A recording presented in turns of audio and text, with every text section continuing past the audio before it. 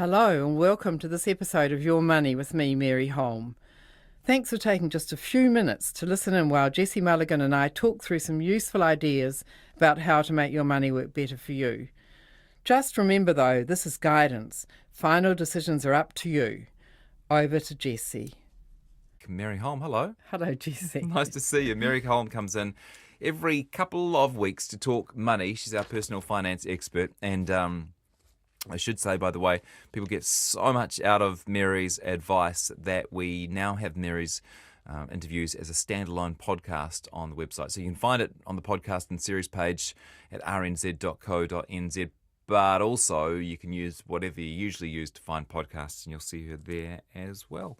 And I mentioned this earlier in the hour, Mary, but most of us at some point in our lives suddenly find ourselves with a few bucks extra for the first time ever and think, I should get some advice on what to do with it. Yeah, it's sometimes inheritances, I've noticed. People suddenly, grandma leaves them a few $1,000s or something like that, and they're thinking, oh gosh, this is a bit different, and what do I do? Yeah, so... And the same thing happened to me when I stopped being a student for a while and had a regular paycheck. And yes. Then I said, I actually did go and see a financial advisor, but I found him way too pushy. Oh, and yes. And he wouldn't leave me alone, and I didn't like the... And then someone said, you should check out Mary Holm in I think it was the Dominion Post back then. And then that's when I joined the Church of Mary. Oh, how wonderful! And you don't need a financial advisor if you listen to Mary's advice, and it's free. Yeah, which is good for all of us, apart from Mary. That's true, except that I don't obviously look all that closely at each individual's circumstances, and they're all a bit different. And so, I think there are lots of situations in which it would be good for people to have advisors, Really? but they've got to be good advisors. They've got to have your interests at heart, and that's where this whole Australian Royal Commission, that its full name is into the misconduct in the banking, superannuation and financial services industry. And at the moment, there's a lot of stuff coming out about banking, awful, worrying stuff coming out about banking. They don't report until September, the Royal Commission, and so we're going to have months of this kind of stuff, and it won't be only about the banks. And I was thinking this week about all of that and thinking, no, I'm not going to sit here and tell you that there's a whole lot more other bad stuff maybe or maybe not happening in New Zealand. For one thing, I don't really know that much about it. But one of the issues that's there and will come up more and more in the Commission in Australia is the quality of financial advice people are getting. And one of the problems is what they call in the banks and some of the other super companies, etc., is what they call vertical integration, which is a horribly technical term, but it basically just means a company that offers financial products and also financial advice. And so you're getting people coming along for advice, and they're very likely to be steered into that company's products. And of course, that happens when people go to financial advice from their banks. And one argument says, well, that's exactly what you would expect. You go into Bank B and get so-called free financial advice because you're not paying for it out of your pocket. And they come up with a list of investments that are in their products. And some people say, well, of course you'd expect that, and so what? But others are saying more and more, no, the financial advisors are legally obliged to put your interests first. And it's beggars belief that it would happen that, if they come up with sort of 3 or 4 different types of products, you should have that the best ones would all happen to be within their company. Yeah. And so that's the kind of issue that's been coming up in Australia. And depending on what happens in New Zealand, it is an issue now. The regulators are watching that for that sort of behaviour.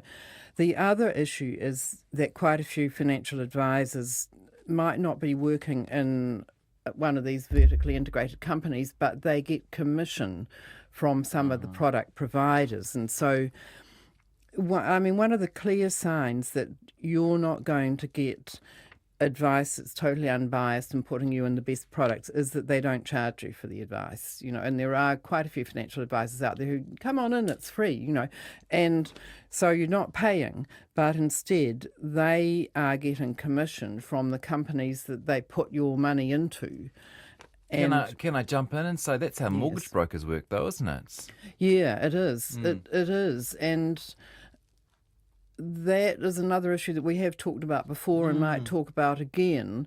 They are not authorised financial advisors, so they're not sort of the top level advisors, generally speaking. And some of them might be, but most of them aren't. I think I'm correct. But similar sort of problem, potentially. Yes, it is. They're more incentivised to go to the banks where they're getting Exactly. bigger. Yeah. It's a problem, and it's something I've hated for years. I don't think that system should be there. And around the world, they are getting rid of these sort of commission. And in New Zealand, I don't think we've gone far enough on that. But so meanwhile, I've quietly done a bit about that, but we'll come to that in a minute. Okay. But one question I basically ask on my website is, would you be happy if your doctor prescribed drug A, even though drug B was better? Because the makers of drug A gave the doctor a bigger reward. And, most people would say, no, blow that. I want to have drug B. I want to have the better drug. And that's the kind of thing that goes on. And so goes on in the financial sector. Yes. And possibly in the medical sector, but that's not Mary's expertise. No, it's not. No, I don't know how much of that goes on. And you hear about that sort of stuff, but not my area. So Jesse, yesterday I had a look through the file of some of the letters that listeners have sent to us, and a couple of these were several months back, actually. They sent the letters in. And do you want to read out the first one? Because that sort of leads into the first point. Mary, I have some money from an estate settlement. What advice do you have regarding a process to find out options and deciding about what to do with it? Should I go to a financial advisor? It's a reasonable question from Anne. Yes. And so basically, should Anne use an advisor? And broadly speaking, I think a good advisor certainly can do a lot of good for people. They can look at your whole situation. If they're a good advisor, they look into your debts as well as any investments you already have and what investments you might make. They should be helping you pay down in any high interest debt and talk about paying down mortgages as well in the light of other options. And they should also be looking at when you're likely to be spending the money and your tolerance for risk. They should be doing all of those things. And also, I think a good one should be teaching you about risk and teaching you a bit about your financial situation as you go through. So I would say to Anne, yes, it is a good idea to go to a financial advisor when you've got an estate settlement, which is an inheritance. But keep listening and I'll tell you a bit more about how I think you should choose a good advisor. But the next letter was sort of leading into that. I'm wondering if you can give me and my partner some much needed advice. We're looking for help, but we don't know where to start. We'd love to present our financial situation and options to a third party and have their opinion on what we can do to better our situation. It seems, despite constant budgeting and good income, that we can only just keep our heads afloat. It's been like this for years, and the thing is, I don't even know where to begin. Do we look for a financial planner, an investor, an advisor? Any advice you could give me and where to start would be wonderful. Thanks, Amelia. Yes, and so Amelia's looking for someone to not only look at her finances or her and her partner's finances, but their whole attitude to money, it almost seems, because they're saying they can only just keep their heads afloat. So they want someone to perhaps look into the sort of psychological side of it all as well, a bit about how they're handling their money. And I would say a good sort of holistic advisor will do that, will look into all of that. And so I'm suggesting that Amelia and Anne and any other listeners out there who think they could benefit from an advisor should make a list of a few that look quite good. And a good test of whether one's looking quite good actually is if they first ask you about debt. I mentioned that a minute ago, but because it means you've got to sit down with them really before you can work that out. Yeah, and we'll come to that in a minute. But any advisor who's got your interests at heart should ask you if you've got high interest debt, credit card debt, or higher purchase debt, or car financing, something like that, anything with a higher interest rate than a mortgage. and should encourage you before you do anything else to repay that. And that's a good sign that they really have got your interests at heart. Because it's hard to see how they'd benefit from that, right? Yeah, and unless they're charging by the hour or something, and we'll come to that in a minute too. But that is a good sign that they really, rather than saying, oh, you've got $100,000, let me get my sticky fingers on that and I'll make some commissions from it. And not only do they make commissions, but some of them end up going on overseas trips and that. And the regulators have been monitoring that more, and there's been a bit in the media about that lately, about those who offer these nice trips to advisors who do more than X dollars of business. Yeah, I just got to get 50,000 more into this investment, and I get to go to Fiji. Yes, and sometimes it's even further than Fiji, and so that's a sign that an advisor has your interest at heart if they're talking, if they're asking you about debt and talking about repaying it, and that's a good sign. But beyond that, what I suggest to people is that they have a look on my website, which is maryholm.com. I've got a page on there called Info on Advisors, and that page is there. By the way, I don't get any rewards for anyone looking on my website. I haven't got any ads on there. And so this is just something that I set up some years ago when it looked as though New Zealand wasn't going to get a move on and get rid of commissions. And I thought, oh, this is awful, because there are some advisors out there who are working without commissions. In other words, they're charging you a fee. And that doesn't sound good, but it is good. You want to be paying for your financial advice. And so I thought, I'm going to put a list on my website of the advisors who do that.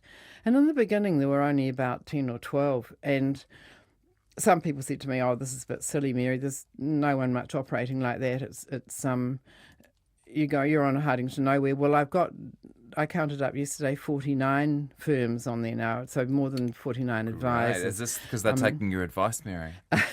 I don't know. I mean, the way advisors have got on there is just word of mouth, really. Or I've put in a column every now and then in my Herald column something about suggesting that readers go to this page, and so I suppose some advisors have as well. But gradually, over several years, it's built up, and so there are 49 firms on there now. I hasten to add that I don't know most of the people there. I don't know much about them at all, so I'm not recommending them. I'm not saying to listeners, these advisors are good. I don't know. All I'm saying is it's a good start that they charge fees, and so you don't... they pass the first test. Yes, exactly. They pass the first test. They might still not be terribly good advisors. I think some of them are probably marvellous, and they're probably very varied.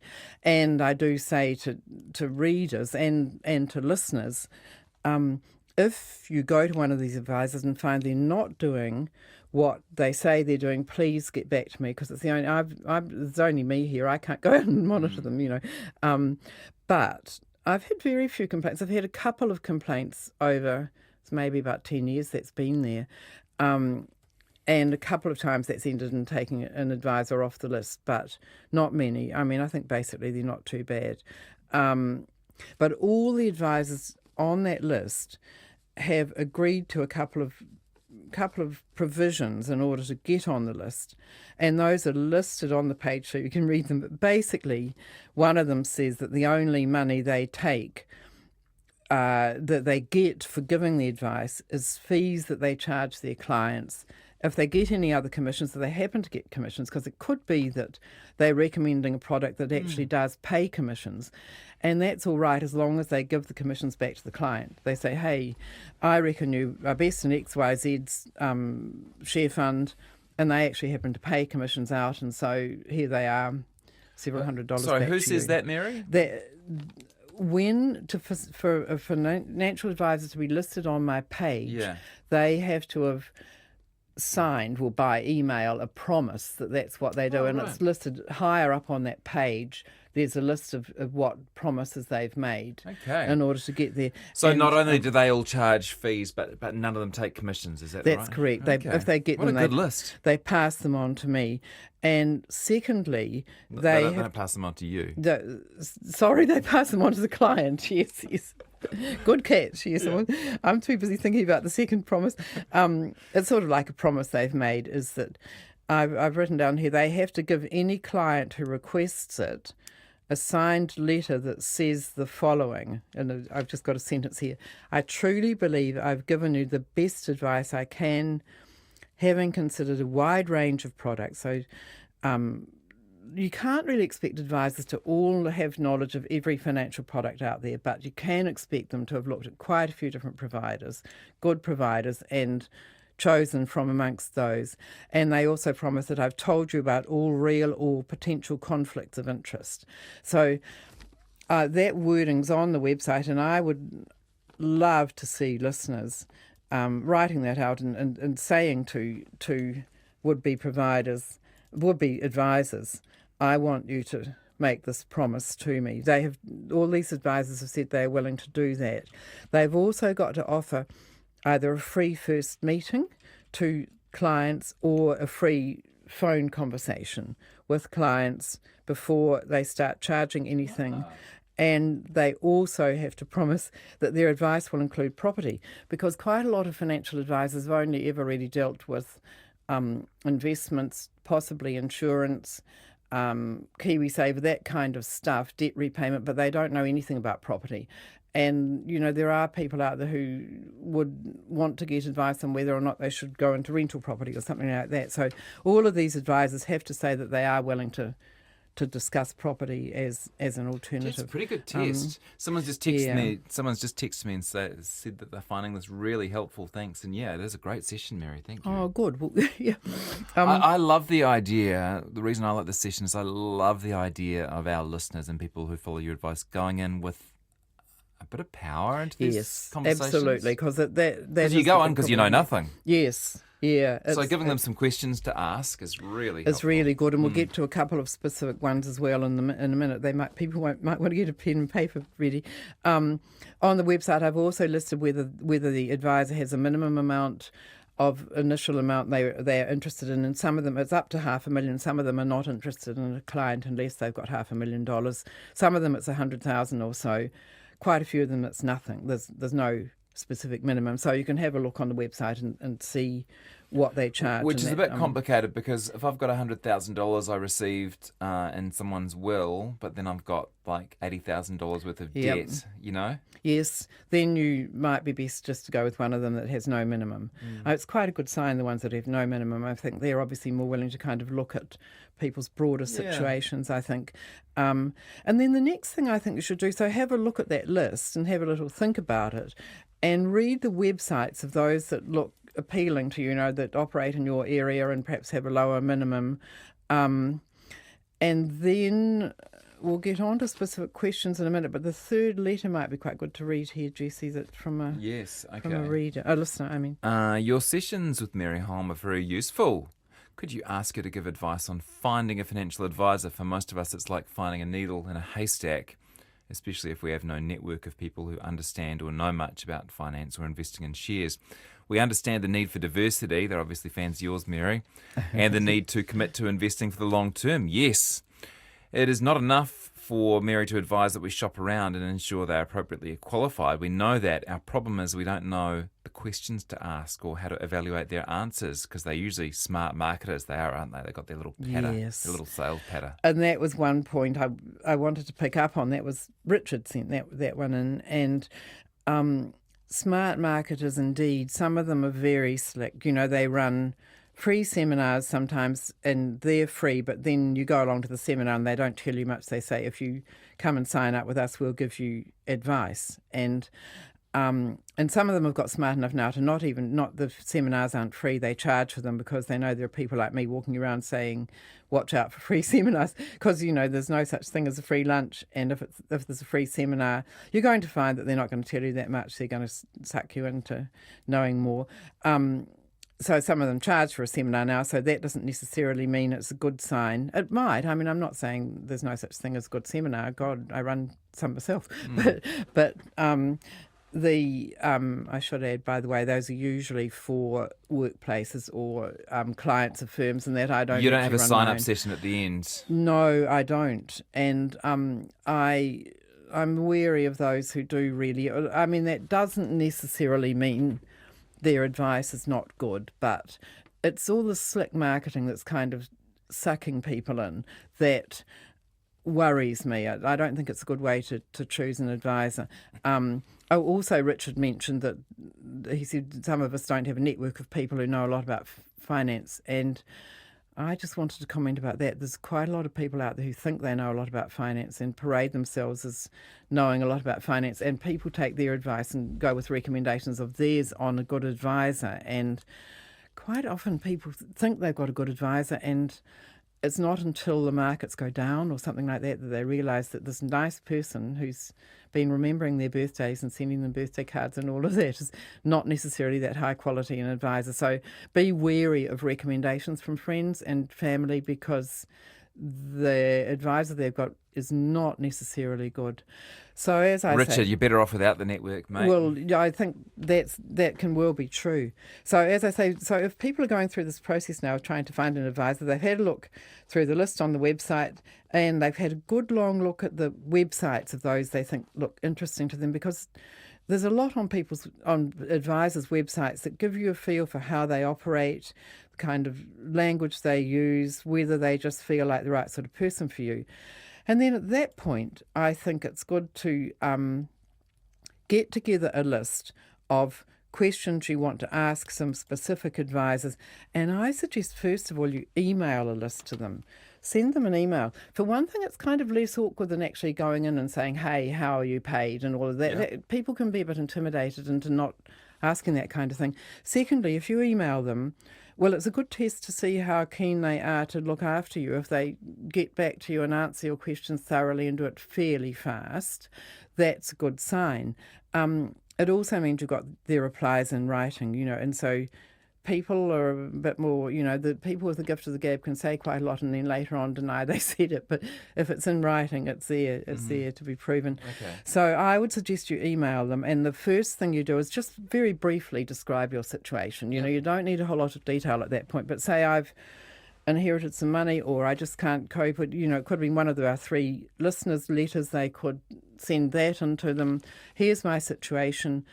I want you to help me with these specific questions, or I want you to help me with everything financially. And then perhaps ask again the questions I put on the website about how people are paid and whether they're willing to give you a free first meeting, etc. Ask them for a statement that says they give you the best advice that's in your interests, all of that stuff that I've got there on the website. I would also ask for very specific information about how they charge.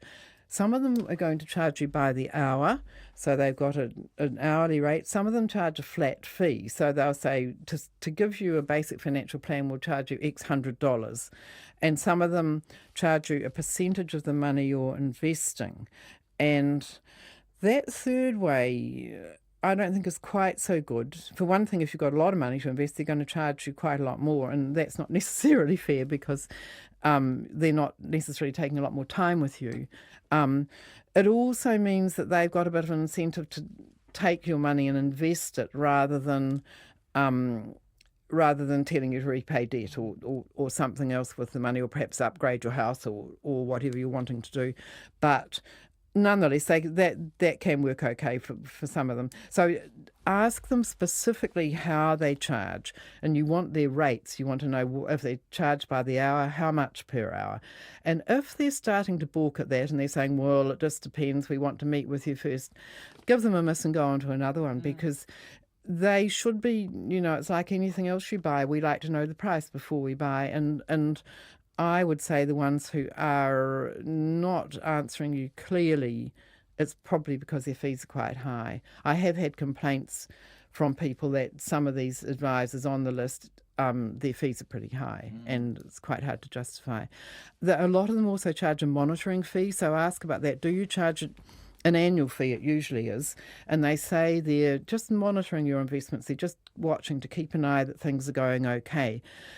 Ask them a bit about that, what specifically they do, and do they send you a report each year or something like that? Because that's been one of the scandals in Australia and the Royal Commission, that there've been monitoring fees charged year after year, and when the commissions asked the firm, what did you do for that money, they couldn't come up with anything really. I mean, you've got to. It's not a bad thing that an advisor monitors you, but they've got to actually do something, not just peel off a few hundred each year. And then finally, you want to meet them. And I've written down on the website, meet the candidates for the job of advising you. You're interviewing them. It's going to feel like they're interviewing you, and it might be at their office, and they're kind of running the show. And they're asking you questions about your finances. But in fact, you're the one who's hiring them. And so you've got to sort of, by all means, answer their questions, but ask them questions too, and feel like you're the one who's running the show here. So they all will give you either a free initial meeting, which is better, or a free phone conversation. But best if you can go in and meet them really and talk to them. See, the two things I think you're really looking for at that stage are, number one, do you understand what they're saying? If they're kind of blinding you with, not with science, but with financial terms, and sometimes deliberately doing that to try and make you think they know much more than I do. I'll go with them. They're the ones that know. No, don't. Go with the ones who say, now, I think, maybe it might be quite good if we put your money in a share fund. Do you know what a share fund is? And if you say, I'm not really sure, they tell you what a share fund is. And they don't use big, long words. And it's really important that people understand. You'll get a vibe, won't you? Yeah, exactly. And the other thing, obviously, is trust. And some of these people, as Richard said, are smart marketers, but that doesn't mean they're people that you would really trust. You want to feel like they're going to be people that you're also going to get into conversations about your family situation quite often. Let's say at some point you might be looking at getting a reverse mortgage on your house, perhaps later in retirement. The kids maybe should be told about that, and it might depend on whether your kids are ratbags or nice people, because it could eat into their inheritance, their expected inheritance. You want to be able to talk to an advisor about all of that, about the family stuff. It's not just dollars. It's the whole situation. So you want to trust them. I wonder if there's as much variation between advisors within a company as there is between companies. Good point. Yeah, I mean, on that list of firms on my website, some of them are only one advisor. They name the advisors as well. Some of them have got half a dozen. But some of them have an about us page, and you look down and you go, well, I wouldn't mind dealing with you, but I'm going to stay well away from you. That's quite right. Yeah, yes, go and look at their websites and have a look at their pictures, because unfortunately, I mean, we don't particularly want necessarily a good-looking advisor, but we want someone who feels like my advice we could relate. Stay away from the good-looking ones. Jessie, I'm not going to comment on that. Okay. How could you say that with your gorgeous face? Thanks, Mary. Okay. Someone has asked, by the way, what are the differences between the different types of advisors, RFA, AFA, CFP? Does that matter? Yes, it does. And at the very top of that page on my website, it actually says that. Actually, I'm running out of time, Mary. I've just realised we've got about 1.5 minutes. AFAs are the authorised financial advisors. They're the top level ones. They're the ones you want to go to. There's new legislation coming through that might change that, but not for another year or so. So AFAs are the ones you want. RFAs are less qualified and less have to jump through fewer hoops. Okay.